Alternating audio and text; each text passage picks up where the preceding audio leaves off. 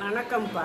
இந்த சர்க்கரை நோய்க்காரங்களுக்கு கால் எரிச்சல் வரும், அசதி வரும், மலச்சிக்கல் வரும், அப்போ கால் மதப்பாக இருக்கும். இதுக்கெல்லாம் ஒரு நல்ல அருமையான காய் இப்போ நான் சொல்ல போகிறேன்.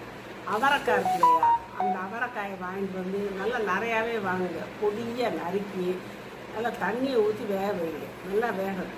வெந்த பிறகு அந்த தண்ணியை வடித்து கூட குடிச்சிடலாம்.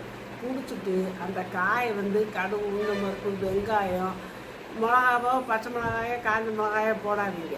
போட்டுட்டு கருவேப்பிலையெல்லாம் போட்டு தாளிச்சிட்டு நல்லா 2 கிண்டிட்டு தேங்காய் பூ அதையும் துருவி போட்டு, தேங்காய் பூ போடுறப்ப அடுப்பை இருக்கக்கூடாது, அடுப்பை அமர்த்திட்டு தான் தேங்காய் போடணும். லேசாக மிளகு தூள் தூவிட்டு நல்லா வயிற்றுக்கு கூட சாப்பிடுங்க. இல்லாட்டி நிறையா சாப்பிடுங்க. சாப்பிட்டீங்கன்னா உங்களுக்கு தெம்பு கிடைக்கும். நான் சொல்கிற எல்லாமே உங்களுக்கு சரியாகும். சர்க்கரை நோயும் உங்களுக்கு கண்ட்ரோலில் இருக்கும்.